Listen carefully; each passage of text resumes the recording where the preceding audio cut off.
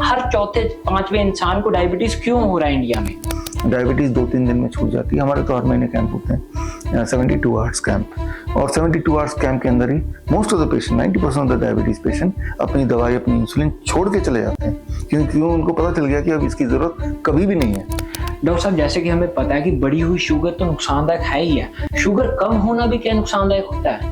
बढ़ी हुई शुगर जो है, मान लो किसी का 300 रहता है तो 6, 7, 8, 10 महीने में उसको थोड़ा बहुत नुकसान होगा। किसी का 30 ही रह जाता है, एक ही दिन में मर जाएगा, एक ही घंटे में कोमा में चला जाएगा। तो नीचे sugar is more dangerous than hypoglycaemia, than hyperglycaemia.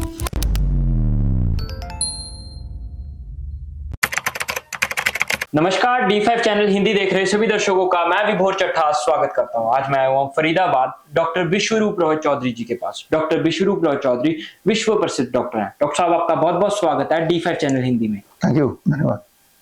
Doctor साहब, आज हम बात करेंगे डायबिटीज पे। डायबिटीज में आपने बहुत सारी रिसर्चेस की हुई हैं। हम अपने दर्शकों को अवेयर करना चाहेंगे कि हम डायबिटीज से कैसे बच सकते हैं। तो पहले तो डायबिटीज होता क्या है और हर चौथे पांचवें इंसान को डायबिटीज क्यों हो रहा है इंडिया में?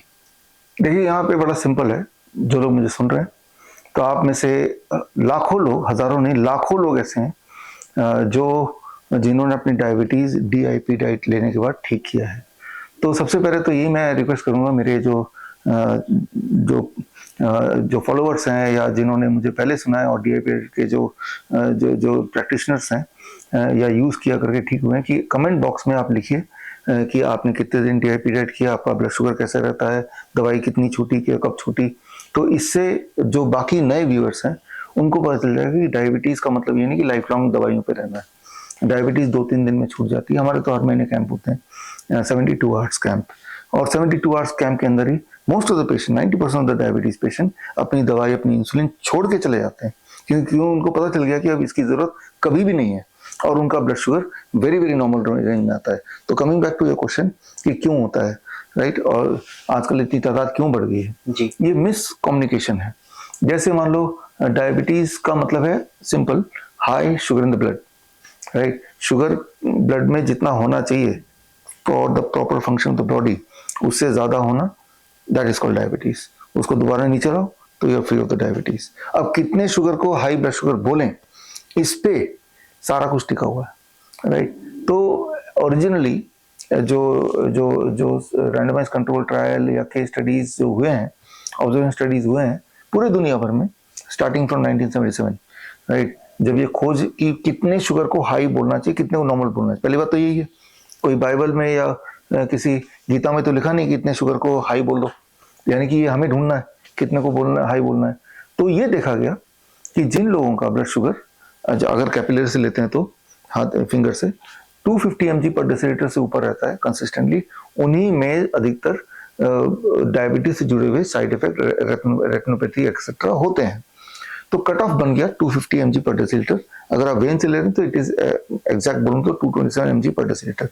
तो ये बात कर रहा हूँ 1979, राइट। 1977 से शुरू हुआ ये रिसर्च, 1979 पे खत्म हुआ कि that was the first time जब पूरा दुनिया में एक कंसेंसस आया कि इतने शुगर से ऊपर को हाई शुगर बोलना पड़ेगा, इतने से नीचे को मतलब 227 mg पर डेसीलीटर अगर हम वेन से ले रहे हैं तो ब्लड, उससे नीचे जिनका ब्लड शुगर रहता है उनमें डायबिटीज से जुड़े हुए सिम्टम्स नहीं दिखाई देते, और उनसे ऊपर जिनका रहता है उन्हीं में, सबका नहीं, 17%, वो एक 17% का ही रेटिनोपैथी दिखाई दिया। तो ये कट ऑफ बना, that is the original research जो है। लेकिन टू आंसर योर क्वेश्चन, समय के साथ साथ 1980 के बाद से हर 2-3 साल 4 साल में बिना किसी एविडेंस के अमेरिकन डायबिटीज एसोसिएशन ने कट ऑफ को कम करते चले गए। 250 को 200 बोलना शुरू कर दिया, 200 को 150 बोलना शुरू कर दिया, फिर 100 से नीचे रहना चाहिए बोलना शुरू कर दिया, गोल पोस्ट को छोटा करते गए। इमेजिन कीजिए आप फुटबॉलर हैं तो आपके लिए गोल करना कम मुश्किल होगा जब अनजाने में आपका ध्यान कहीं और है और चालाकी से किसी ने गोल पोस्ट को छोटा कर दिया। ठीक इसी तरह से जैसे जैसे गोल पोस्ट छोटा होता गया, फॉर एग्जांपल HbA1c ओरिजिनली 8.1 से नीचे HbA1c है, A1c है तो वो ठीक है, लेकिन अब करते करते 5.5 तक पहुंच गया। तो 5.5 से लेके 8.1 के बीच में जिनका है वो भी ठीक है, लेकिन अब वो लोग भी दवाइयों पे आ गए, वो भी अपने आप को डायबिटीज पेशेंट बोलने लगे, उनको भी इंसुलिन देना शुरू कर दिया। एक बार जब बॉडी में ड्रग्स जाते हैं मान लो डायबिटीज दवाई खाते हैं तो बॉडी रीसेट करती है अपने आप को to accommodate that drug, right. तो यानी कि आपकी बॉडी पहले जैसी नहीं है। अब क्या होगा, कुछ समय आप वही दवाई लेंगे तो, लेकिन उसके बावजूद भी बॉडी का ब्लड शुगर वहीं आ जाएगा जहां पहले दवाई के बिना था, ऊपर। अब डॉक्टर क्या बोलेगा, बोलेगा दवाई बढ़ाओ, राइट। और दवाई बढ़ाने के बाद दोबारा ब्लड शुगर जबरदस्ती नीचे आएगा, थोड़े दिन रहेगा भी, कुछ महीने, फिर दोबारा रीसेट होकर वापस चला जाएगा। तो आप क्या करेंगे, दवाई और बढ़ाएंगे। तो इस तरह से आप डायबिटीज के जाल में फंस जाते हैं।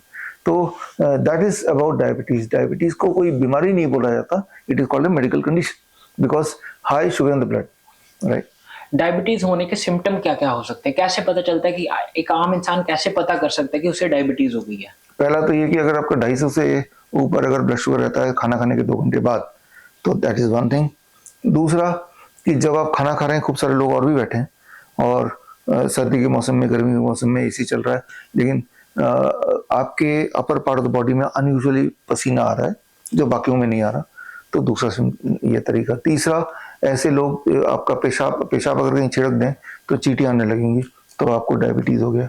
यानी कि बॉडी यूरिन के माध्यम से शुगर को भेज रहा है, एक्सेस शुगर है तभी, या पसीने के माध्यम से शुगर को टॉलरेट नहीं कर पा रहा, भेज रहा है, या फिर ऐसे लोगों का जो यूरिन अगर वो खुद टेस्ट करते हैं तो वो मीठा होगा, यानी कि आपको मधुमेह डायबिटीज है।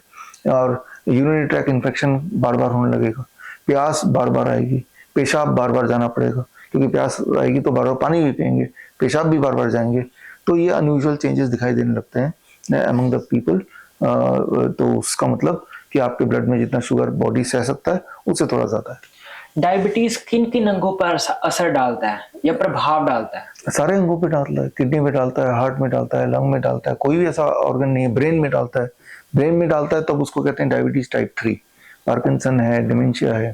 तो जब इसको समझना होगा, जब आपके ब्लड में शुगर ज्यादा होता है तो बॉडी क्या करता है, एक्सेस शुगर्स को ब्लड से कहीं छुपा देता है, भगा देता है, पेशाब के रास्ते भगाएगा तो यूरिनरी ट्रैक इन्फेक्शन हो गया। उसी एक्स्ट्रा शुगर को हड्डियों के बीच में, जैसे बोन्स के बीच में जॉइंट है, यहाँ पे शुगर को छुपा देगा तो उनको जॉइंट प्रॉब्लम, आर्थराइटिस वगैरह हो जाएगा।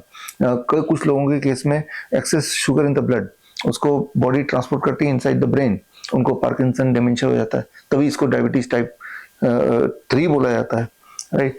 और कुछ लोगों में वो हार्ट में डाल देगा तो उनको बीपी बढ़ जाएगी, हार्ट डिजीज हो जाएगा। कुछ लोगों में वो excess sugar will be stored in the kidney, तो किडनी पेशेंट हो जाएंगे। कुछ लोगों में आंखों में असर पहले पड़ेगा, कुछ लोगों के चेहरे पे रिंकल आ जाएगी, बॉडी में रिंकल आ जाएगा, यानी कि स्किन के इनर लेयर में शुगर को छुपा दिया गया है।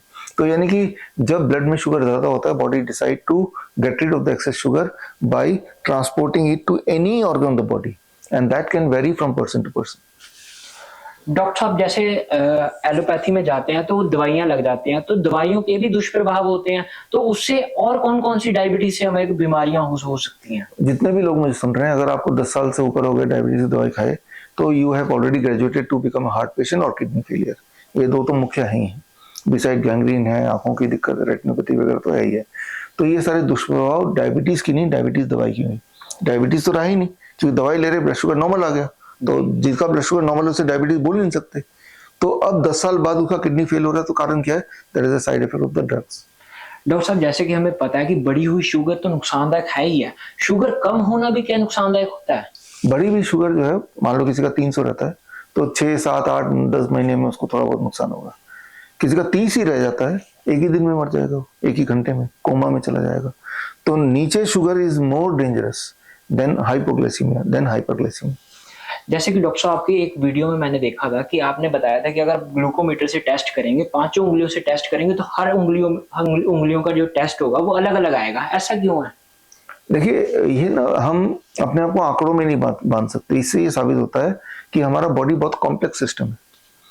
किसी भी वक्त कितना ब्लड में शुगर किस ऑर्गन को कितनी देर के लिए चाहिए, ये बॉडी लगातार कैलकुलेट करता है, ठीक है ना। तो कोई एक नंबर हम लेके नहीं सोच सकते, नंबर 1।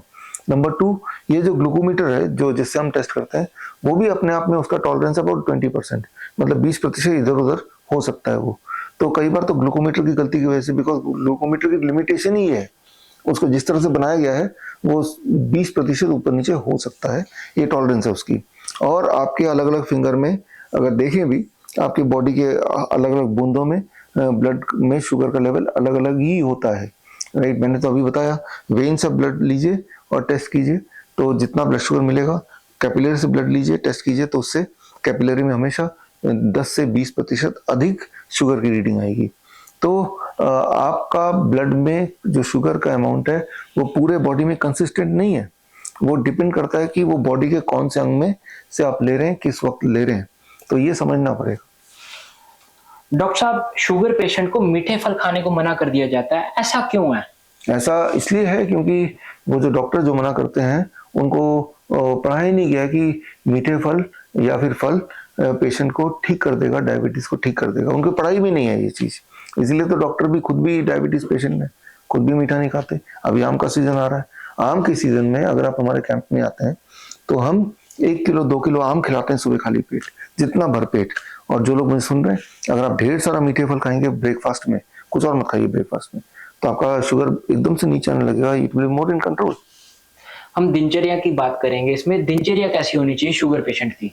शुगर पेशेंट की दिनचर्या में फर्स्ट तो ये कि you choose to be on DIP diet.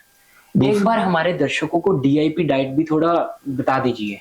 12 बजे तक be on fruits based on your weight. My weight is 70 kg, एक शून्य लगा लिया, 700 ग्राम इतना तो फल खाना ही है, और 700 ग्राम ही सब्जी खाना है मुझे, कच्ची सब्जी, टमाटर, खीरा, मूली, गाजर, 2 टुकड़े में कर दिए, 700 ग्राम का आधा, 350 ग्राम लंच से पहले, 350 ग्राम डिनर से पहले। तो ये होता है डीआईपी डाइट। इसमें 2 चीज मना करते हैं हम, don't eat anything which comes out of animal. जानवर से क्या आ सकता है? अंडे आ सकते हैं, मीट मछली आ सकती है, या फिर डेयरी प्रोडक्ट आ सकता है। Don't eat anything which comes out of factory. Factory से निकल के आता है कौन सी चीज? जो पैक्ड होती है, रिफाइंड होती है, राइट। तो this is DIP diet, be under sunlight for few minutes, 20-30 minutes. तो this is the complete DIP diet. दिनचर्या के बारे में बात कर रहे थे, एक तो डीआईपी डाइट हो गई, बाकी क्या चीज है sir? Don't eat after sunset, right. Sunset के बाद अगर आपने डीआईपी डाइट भी नहीं लिया, सिर्फ इतना किया कि डोंट ईट आफ्टर सनसेट, इसको ही फॉलो कर लिया, तो भी 2 हफ्ते के अंदर आप देखेंगे आपका ब्लड शुगर नीचे आने लगेगा, ब्लड प्रेशर भी नीचे आने लगेगा। 4 हफ्ते में देखेंगे जो लोग मोटे लोग हैं उनका वेट लॉस होने लगेगा। तो ये इंपॉर्टेंट है दिनचर्या का कि सूर्य के बाद ना खाना। कहा जाता है एक्सरसाइज भी बहुत इंपॉर्टेंट रोल रखती है हमारे को हेल्दी रखने में, तो क्या एक्सरसाइज करना जरूरी होता है? देखिए, एक्सरसाइज करना जरूरी है ओवरऑल हेल्थ को मेंटेन करने के लिए, लेकिन ब्लड शुगर को कंट्रोल करने के कॉन्टेक्स्ट में एक्सरसाइज ना भी करें, जो मैंने अभी थोड़ी देर पहले बताया, उतना भी काफी है। हालांकि एक्सरसाइज करना चाहिए। याद रखिए, जब एक्सरसाइज करते हैं इमीडिएट बाद अगर आप देखेंगे ब्लड शुगर वो घटेगा नहीं, उल्टा बढ़ जाएगा। आपने पहले चेक किया 150, खूब एक्सरसाइज किया जोर से, फिर चेक किया तो देखेंगे 200 आ गया, 170 आ गया। एक्सरसाइज के इमीडिएट बाद don't expect blood sugar to be low, but consistent exercise करेंगे काफी दिनों तक तो ओवरऑल आपका हेल्थ अच्छा होगा, ओवरऑल ब्लड शुगर नीचे आएगा। डॉक्टर साहब, जिन लोगों को इंसुलिन लगना शुरू हो गया, क्या उनका इंसुलिन लगना बंद हो सकता है? जो डायबिटीज टाइप 2 है उनमें तो 100% लोगों में बंद हो सकता है, और जो डायबिटीज टाइप 1 है छोटे बच्चे, उनमें 40-60% का बंद हो जाता है हमारे पेशेंट्स का। डॉक्टर साहब, जैसे आप कैंप लगाते हैं तो उसमें लोगों की 72 घंटे में शुगर कंट्रोल हो जाती है, वो कैसे होता है? यही जो मैंने आपको बताया, उनको हम डीआईपी डाइट देते हैं, शाम के 6 बजे डिनर दे दिया, सर्व कर दिया, फिर कुछ नहीं खाने दिया, उससे तब तक पेट भर के खा लो, और थोड़ी बहुत देर धूप में बैठने बोलते हैं, नंगे पैर घास में 10-15 मिनट चलने बोलते हैं, इतना काफी होता है ब्लड शुगर को 2-3 दिन में पूरी तरह कंट्रोल करने के लिए। डॉक्टर साहब, फास्टिंग का क्या रोल होता है? लोग जैसे एक दिन का फास्ट रखते हैं पूरा, तो क्या वो शुगर लेवल को मेंटेन करने में सही होता है? देखिए, पूरे दिन नहीं खाएंगे तो जाहिर सी बात है आपका ब्लड में शुगर कंट्रोल हो जाएगा, राइट। लेकिन इंपॉर्टेंट है कि जो चीज़ आप लगातार रख पाए, जैसे शाम के 6 बजे आपने नहीं खाया, उसके बाद डिनर पहले कर लिया, और अगले दिन 8 बजे खाया, 14 आवर फास्टिंग तो हुई है। तो make it a part of lifestyle. अगर किसी की डायबिटीज एकदम से हाई आ जाए तो उसको ठीक करने के लिए वो क्या कर सकता है?